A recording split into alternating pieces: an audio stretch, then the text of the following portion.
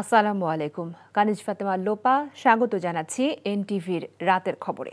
Crown cement শিরোনাম দেখছিলেন, এবারে জানাবো পুরো খবর। আগামী বছরের ফেব্রুয়ারিতে মহোৎসবের জাতীয় নির্বাচনের মাধ্যমে দেশে নবযাত্রার সূচনা হবে। তবে এক্ষেত্রে জুলাই সনদ নিয়ে ঐক্যমতে পৌঁছানোর বিকল্প নেই। প্রধান উপদেষ্টা ডক্টর মোহাম্মদ ইউনূস রোববার রাজধানী ফরেন সার্ভিস একাডেমিতে জাতীয় ঐকমত্য কমিশনের সভায় কথা বলেন। এদিকে বিএনপির পক্ষ থেকে জুলাই সনদের আইনি ভিত্তি তৈরিতে সুপ্রিম কোর্টের পরামর্শের সুপারিশ করা হয়েছে। তবে জামায়াতে ইসলামী মনে করে সাংবিধানিক আদেশের মাধ্যমেই এর সুরাহা হতে পারে। নিয়ামুল আজিজ সাদেকের রিপোর্ট। জুলাই জাতীয় সনদের সাংবিধানিক ও আইনি ভিত্তি তৈরি করতে রাজনৈতিক দলগুলোর মধ্যে সমঝোতার আশা করেন অন্তর্বর্তী সরকারের প্রধান ডক্টর মোহাম্মদ ইউনূস। জাতীয় ঐকমত্য কমিশনের বৈঠকে যোগ দিয়ে তিনি বলেন, শান্তি ও নবযাত্রার সূচনা করতে জুলাই সনদ ও সমঝোতার বিষয়ে এক হতে হবে। তবেই আগামী জাতীয় সংসদ নির্বাচন হবে উৎসবের। সব পথঘাট বন্ধ করা, স্বৈরাচার আর কোনো দিক থেকে যেন বাইরে আসতে না পারে আমাদেরকে, এইটি আর কিচ্ছু না। বাকিটা আমরা জানি। তো সেই স্বৈরাচারকে বন্ধ করতে হলে আমাদেরকে সব একমত হয়ে এটা করতে হবে।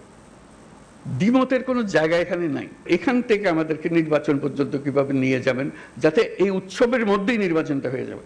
রাজনৈতিক দলগুলোর মধ্যে সমঝোতা না হলে পরিস্থিতি সুখকর নাও থাকতে পারে বলে আশঙ্কা প্রকাশ করেন ডক্টর ইউনূস। যে রাস্তায় আমরা শুরু করেছি, সমঝোতার রাস্তা, এটার থেকে বের হবার কোনো সুযোগ আমাদের নাই। এই সমঝোতায় আমাদের আসতেই হবে। সেখানে ছোটখাটো বিষয়ের মধ্যে আটকে গিয়ে আমরা যেন মূল বড় জিনিস থেকে হারিয়ে না ফেলি, এটাই একমাত্র সুযোগ।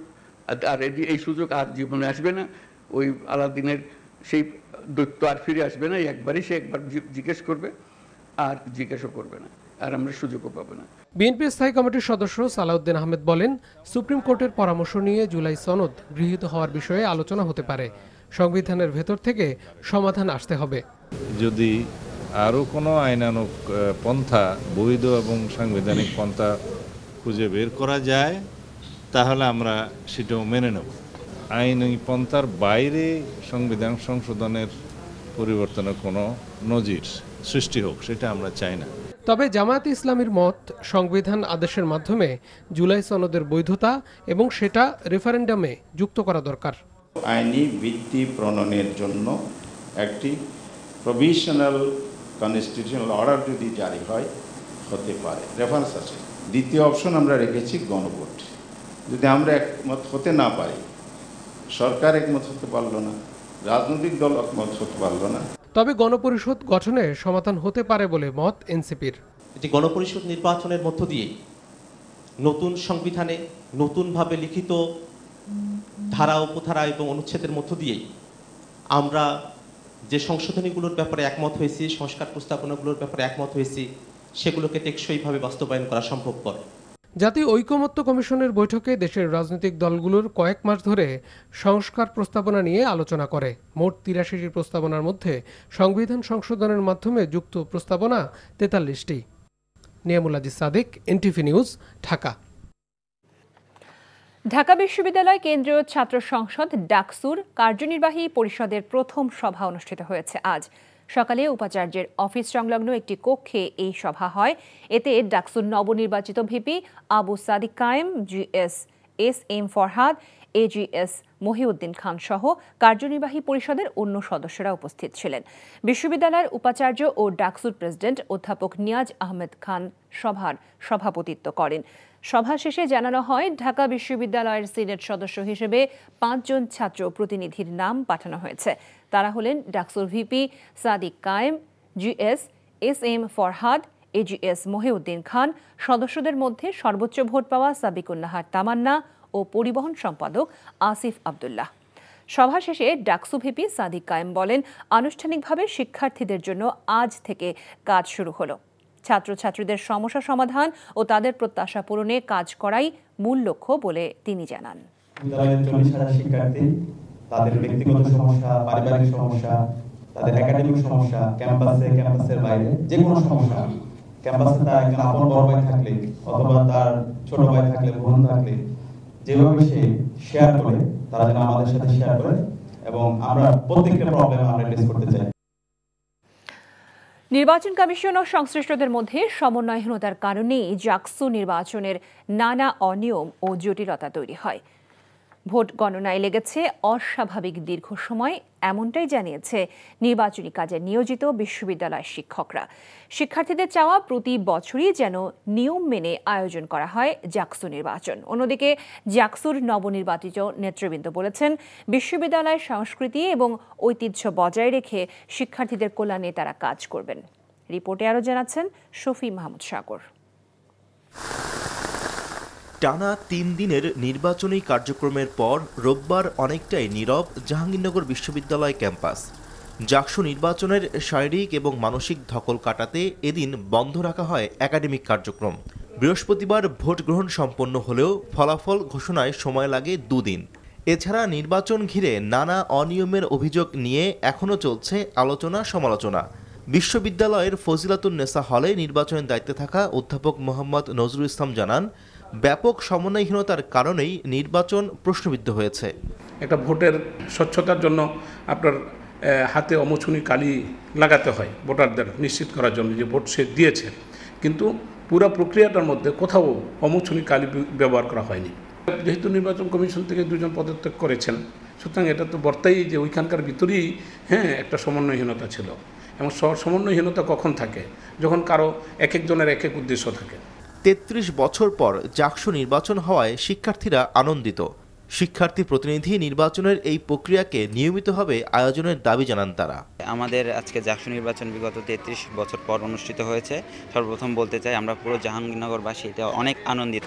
আশা করি জাহাঙ্গীরনগর বিশ্ববিদ্যালয়ের শিক্ষার্থী এই পরিচয়টা মুখ্য হবে এবং ভবিষ্যতে পথ চলার ক্ষেত্রে তারা জাহাঙ্গীরনগর বিশ্ববিদ্যালয়ের শিক্ষার্থী এই পরিচয়টাকেই সামনে নিয়ে এসে শিক্ষার্থীদের কল্যাণে কাজ করবেন এবং সবার জন্য কাজ করবেন। জাকসুর নবনির্বাচিত সদস্যরা বলেন, শিক্ষার্থীদের অধিকার আদায়ই হবে তাদের মূল কাজ।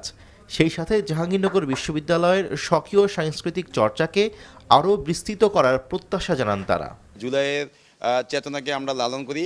আমরা কিছুতেই এই বিচারের প্রশ্নে আমরা নড়ে যাব না বা সরে যাব না। জুলাইয়ের হামলার সাথে যে সকল শিক্ষক কর্মকর্তা কর্মচারী জড়িত ছিলেন তারা যাতে তাদের সুষ্ঠু একটি বিচার সম্পন্ন হয়। আমাদের কাছে এটি একটি অনেক ভালো লাগার অনুভূতি যে আমরা শিক্ষার্থীদের জন্য কাজ করার যে ইতিবাচক মানসিকতা রাখছি সেটির প্রভাব পড়ছে এবং আমরা এতে আরও অনুপ্রেরণা পাচ্ছি যে সামনের দিনগুলোতে আমরা শিক্ষার্থীদের জন্য আরও ভালো ভালো কাজ নিয়ে আসবো। নির্বাচনের আগে সেই ইশতেহারগুলো হলে সবার কাছে চলে গিয়েছিল এবং তারা যখন ইশতেহারগুলো পড়েছে তারা মনে করেছে যে না, শিবির আসলে নারী বান্ধব এবং শিক্ষার্থী বান্ধব। তো সেই জায়গা থেকে তারা আমাদেরকে পছন্দ করেছে, বেছে নিয়েছে। যদি আমি প্রশাসনের সহায়তায় একটা অফিসিয়াল একটা ওয়েবসাইট তৈরি করতে পারি যেখানে প্রত্যেক রক্তদাতার তথ্য থাকবে এবং আপডেট আসবে যে কখন রক্ত দেওয়া হয়েছে বা কখন দিতে পারবে, তো আমরা কিন্তু অল্প সময়ের মধ্যে বা খুব ইজিলি ডোনারদের রিচ করতে পারবে। জাকসু নির্বাচনকে ঘিরে ছিল নানান সমালোচনা, তবে ফলাফলকে মেনে নিয়ে প্রার্থীদের সহাবস্থানকেই রাজনৈতিক ইতিবাচক পরিবর্তন হিসেবে দেখছে শিক্ষার্থীরা। তাদের প্রত্যাশা, দল মতের ঊর্ধ্বে গিয়ে নবনির্বাচিত কমিটির সদস্যরা সাধারণ শিক্ষার্থীদের স্বার্থে কাজ করবে। শফি মাহমুদ সাগর, এনটিভি নিউজ, জাহাঙ্গীরনগর বিশ্ববিদ্যালয়, সাভার, ঢাকা। উৎসবমুখর পরিবেশে রাজশাহী বিশ্ববিদ্যালয় কেন্দ্রীয় ছাত্র সংসদ, রাকসু ও সিনেটে ছাত্র প্রতিনিধি পদে প্রতিদ্বন্দ্বিতাকারী প্রার্থীদের মধ্যে লটারির মাধ্যমে ব্যালট নম্বর প্রদান করা হয়েছে। সন্ধ্যায় প্রকাশ করা হয়েছে চূড়ান্ত প্রার্থী তালিকা। এরপর বৃষ্টি উপেক্ষা করেই প্রার্থীরা শুরু করে দিয়েছেন নিজেদের প্রথম দিনের নির্বাচনী প্রচার কার্যক্রম। রাজশাহী থেকে সমসাজুর রিপোর্ট, ক্যামেরা ছিলেন শরীফুজ্জামাল রয়েল। বেলা 3:30 থেকে সিনেট ভবনে প্রার্থীদের ব্যালট নম্বর প্রদানের জন্য লটারির আয়োজন করা হয়। সন্ধ্যার আগ মুহূর্তে শেষ হয় রাকসু 23টি ও সিনেটের 5টি পদে 306 জনের ব্যালট নম্বর নির্ধারণের কাজ। সন্ধ্যার পর ঝিরিঝিরি বৃষ্টি উপেক্ষা করে বিভিন্ন প্যানেলের ভিপি প্রার্থীরা নেমে পড়েন জনসংযোগে। ইতিবাচক সাড়া পাচ্ছি এবং সাধারণ শিক্ষার্থীরা আমাদেরকে একদম খুবই পোলাইটভাবেই আমাদেরকে অ্যাকসেপ্ট করছে। ডাকসু এবং জাকসুতে তারা যেমন আমাদের উপর আস্থা রেখেছে, ছাত্র শিবির সমর্থিত প্যানেলের উপর আস্থা রেখেছে, রাজশাহী বিশ্ববিদ্যালয়ের রাকসুতেও তারা আমাদের উপর আস্থা রাখবে বলে আমরা মনে করি। তো আমরা শিক্ষার্থীদেরকে এটা বোঝানোর চেষ্টা করছি যে যেন তারা রাকসু নির্বাচনটাকে ভোটাধিকার প্রয়োগ করার মাধ্যমে আরও অংশগ্রহণমূলক করে তোলে। এদিকে সুষ্ঠু ও নিরপেক্ষ নির্বাচন করতে নিজেদের দৃঢ় অবস্থানের কথা উল্লেখ করে নির্বাচন কমিশনের পক্ষ থেকে প্রার্থীদের আচরণবিধি মেনে চলার আহ্বান জানানো হয়েছে। সকল প্রার্থী এবং শিক্ষার্থী ভোটার সবার মাঝে একটি সুন্দর পারস্পরিক একটি বোঝাপড়া আছে। এর মধ্য দিয়ে আমরা আশা করছি একটি শান্তিপূর্ণ, উৎসবমুখর, গ্রহণযোগ্য আমরা একটা স্বচ্ছ নির্বাচন উপহার দিতে পারব। তফসিল অনুযায়ী আগামী 25 সেপ্টেম্বর রাষ্ট্র নির্বাচনের ভোট গ্রহণ করা হবে। দীর্ঘ প্রায় 3.5 দশক পর অনুষ্ঠিত হতে যাওয়া এই নির্বাচনে পূর্ণাঙ্গ 2টি প্যানেল সহ 10টি প্যানেল ঘোষণা করেছে প্রার্থীরা। Saju, NTV news, Rajshahi. এদিকে চট্টগ্রাম বিশ্ববিদ্যালয় কেন্দ্রীয় ছাত্র সংসদ চাকসু নির্বাচনের মনোনয়নপত্র বিতরণ শুরু হলো আজ থেকে। সকাল থেকে চাকসু ভবনে মনোনয়নপত্র বিতরণ শুরু করেন নির্বাচন পরিচালনা কমিটি। এর আগে গত 28 আগস্ট চাকসু নির্বাচনের তফসিল ঘোষণা করেন নির্বাচন পরিচালনা কমিটির সভাপতি অধ্যাপক ডক্টর মনির উদ্দিন।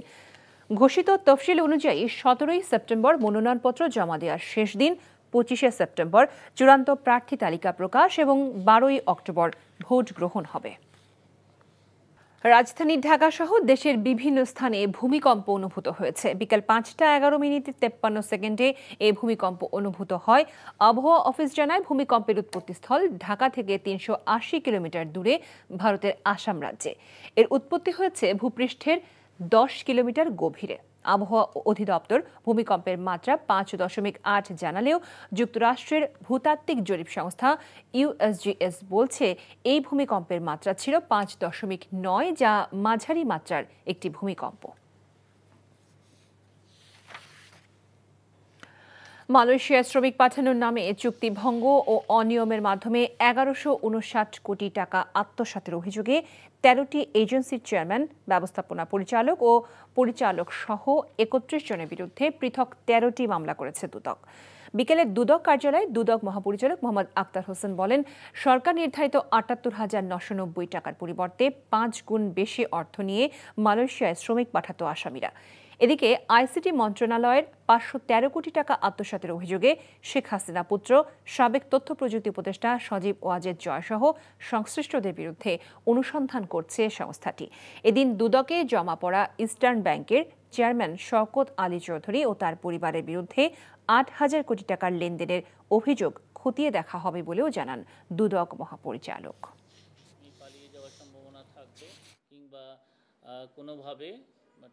তারা যদি মালয়েশিয়ায় শ্রমিক নিয়োগের ক্ষেত্রে 13টি ওভারসিজ কোম্পানি কর্মীদের নিকট হতে পাসপোর্ট, স্বাস্থ্য পরীক্ষা এবং প্রতি কর্মীর নিকট হতে নির্ধারিত ফি এর অতিরিক্ত টাকা গ্রহণপূর্বক আত্মসাৎ করা হয়েছে। আত্মসাৎকৃত অর্থের পরিমাণ 1,159 কোটি 82 লক্ষ 2,500 টাকা। 13টি মামলা রুজুর সিদ্ধান্ত গৃহীত হয়েছে।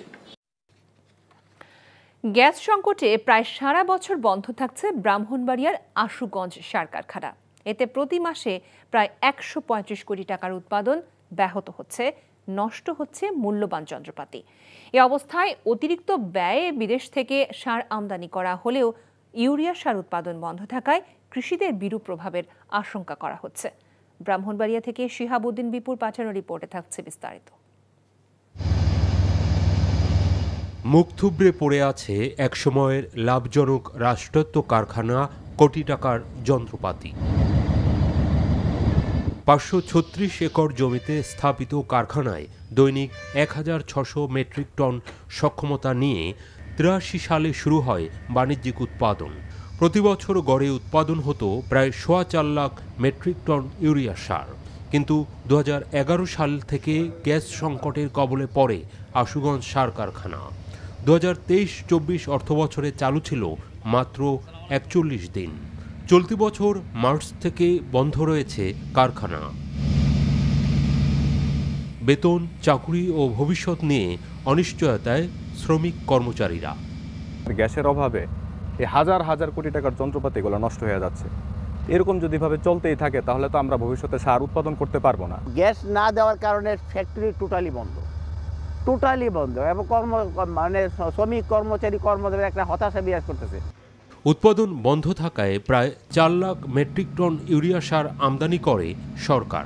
কিন্তু নিরবচ্ছিন্ন গ্যাস সরবরাহ থাকলে সারা বছরই সার উৎপাদন সম্ভব।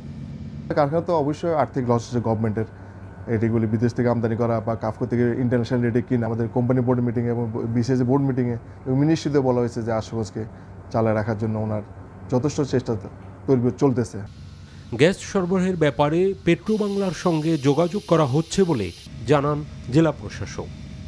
এটার একটা বড় ইম্প্যাক্ট হয়তো আমাদের কৃষি ইয়েতে পড়তে পারে। অলরেডি আমাদের যে কনসার্ন যারা দপ্তর আছে মানে মন্ত্রণালয়, ওখানে আমাদের সাথে কথা হয়েছে, এর আগে যোগাযোগ করেছে, সিদ্ধান্ত নেওয়া হচ্ছে গ্যাস ছাড়া। প্রতি বছর ইউরিয়া সারের চাহিদা 27 লাখ মেট্রিক টন। দেশেই এর বড় অংশ উৎপাদন সম্ভব বলে মনে করেন কৃষি সংশ্লিষ্টরা। NTV news desk.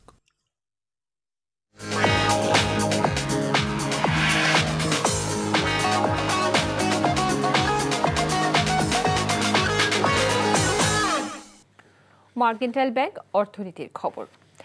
নতুন করে আরোপ করা যুক্তরাষ্ট্রের 20% শুল্ক আরো কমাতে দেশটির বাণিজ্য প্রতিনিধি দলকে আহ্বান জানানো হয়েছে ও তারা আশ্বস্ত করেছেন বলে জানিয়েছেন বাণিজ্য উপদেষ্টা শেখ বশির উদ্দিন। দুপুরে সচিবালয়ে তার সাথে যুক্তরাষ্ট্রের বাণিজ্য প্রতিনিধি কার্যালয় ইউএসটিআর এর দক্ষিণ ও মধ্য এশিয়া বিষয়ক সহকারী ব্রেন্ডন লিঞ্চের নেতৃত্বে 3 সদস্যের প্রতিনিধি দলের আলোচনা শেষে এসব বলেন তিনি।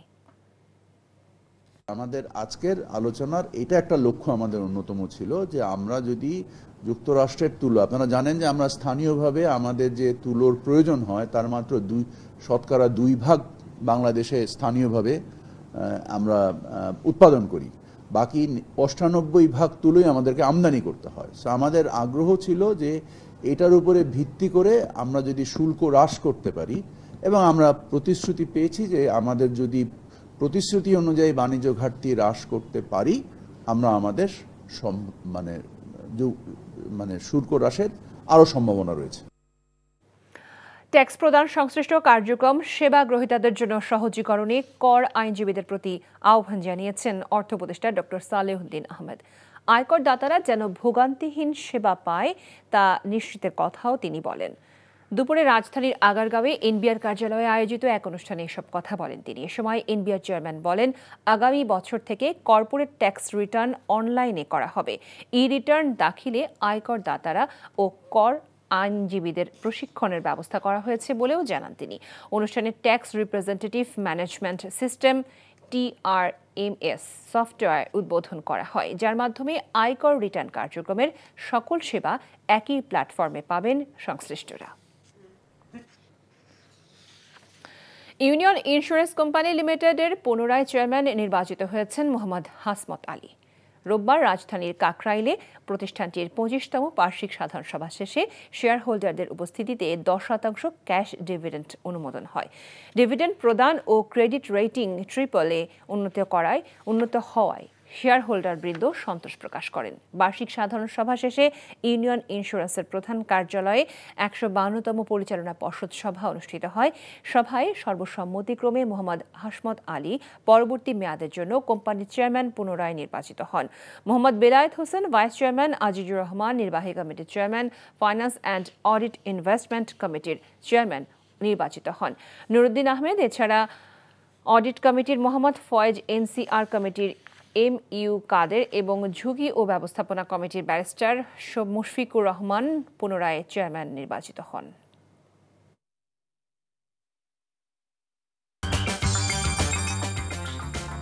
এই ছিল রাতের খবর। এই খবরের ভিডিও সহ আপডেট জানতে ভিজিট করুন NTV অনলাইন www.ntvbd.com। এছাড়াও NTVর জনপ্রিয় সব অনুষ্ঠান ও খবরের আপডেট জানতে ভিজিট করুন আমাদের ইউটিউব ও ভেরিফাইড ফেসবুক পেজ। রাত 1টায় মধ্যরাতের খবর দেখার আমন্ত্রণ জানিয়ে বিদায় নিচ্ছি। সবাইকে ধন্যবাদ এতক্ষণ সাথে থাকার জন্য। শুভরাত্রি।